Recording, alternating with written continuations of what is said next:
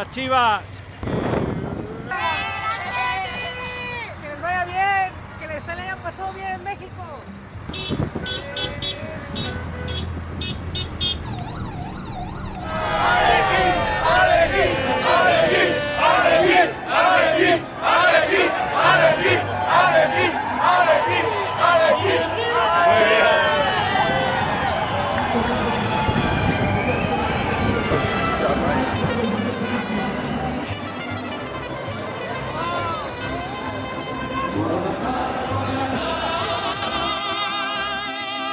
Guadalajara, Guadalajara,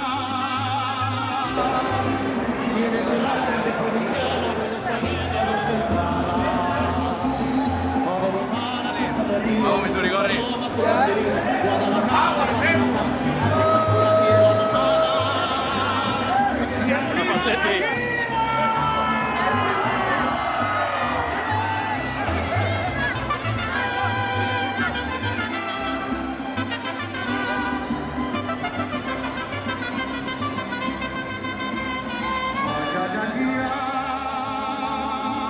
Yo soy aquí de Guadalajara. ¿Del Atlético? Sí, señor, pues me está viendo aquí.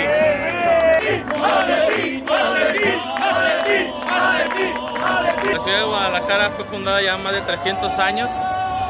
Fue fundada por un vasco. La verdad me van a pedir el nombre, pero es que ahorita no lo tengo porque estoy bien animado con todos. Hay un templo que es el de la Virgen de Aranzazú.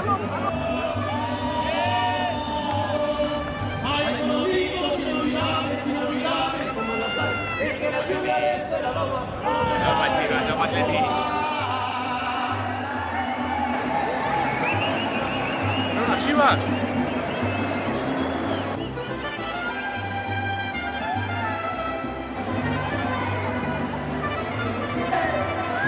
¿Se la sabe? Sí, se la sabe.